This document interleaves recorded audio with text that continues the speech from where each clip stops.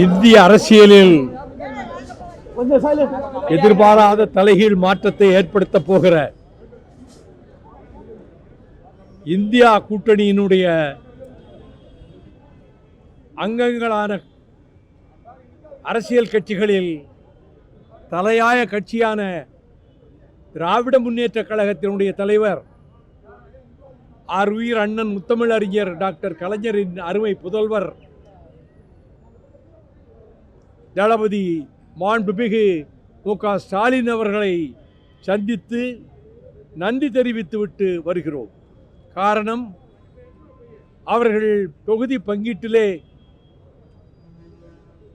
திராவிட இயக்கத்துக்கு ஒரு கோட்டையாக அண்ணா காலத்திலிருந்து திகழ்ந்து வந்த திருச்சிராப்பள்ளியை மறுமலர்ச்சி திராவிட முன்னேற்றக் கழகத்திற்கு ஒதுக்கி தந்திருக்கிறார்கள். நரேந்திர மோடி 5 தடவை என்ன 50 தடவை இங்கு வந்தாலும் இந்த தமிழகத்தை திராவிட பிடியிலிருந்து விடுவிக்க முடியாது. அவர் எதையோ நினைத்துக் கொண்டு எதையோ பேசுகிறார்.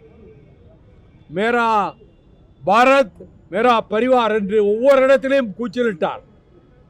அப்படின்னா இந்தியாங்கிறது அவருடைய பரிவாரம், அவருடைய அமைப்பில் இருக்கக்கூடிய பல்வேறு விதமான நபர்கள் கைது செய்யப்பட்டிருக்காங்களே, அவங்க தான் அவங்க பரிவாரா?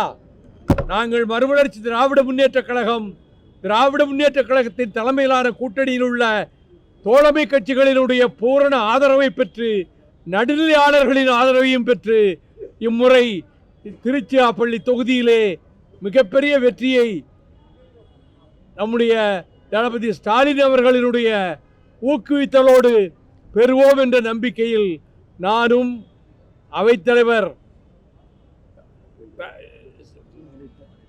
ஆடிட்டர் அர்ஜுன்ராஜ் அவர்களும் பொருளாளர் செந்திலதிபன் அவர்களும் வேட்பாளர் முதன்மை செயலாளர் துரை வைகோ அவர்களும் துணை பொதுச் செயலாளர்கள் மல்லை சத்யா, ஏ.கே. மணி, திமு ராஜேந்திரன், ஆடுதுறை முருகன், டாக்டர் ரோஹையா ஆகியோரும் மற்றும் இயக்க முன்னோடிகளும் இன்று வந்து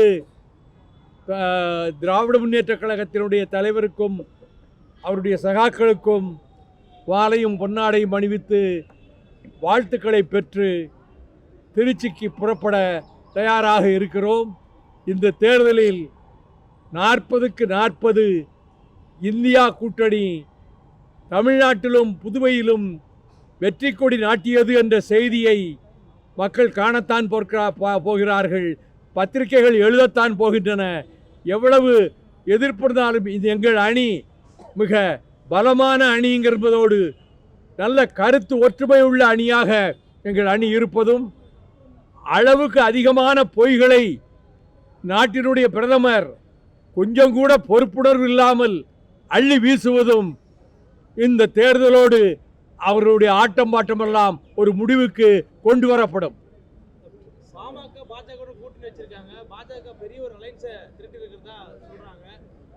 பயந்து போய் வச்சிருக்கிறாங்க. Testing showed a litmus test is going to happen and Tamil Nadu once again is going to prove this is the land of Periyar, this is the land of Anna, this is the land of Kalaignar, this is the land of Dravidians. So you have played a big role in Indian ideology. Despite winning this election, there is a debate going on. Will be who got a second place in the after DMK, whether BJP or ADMK.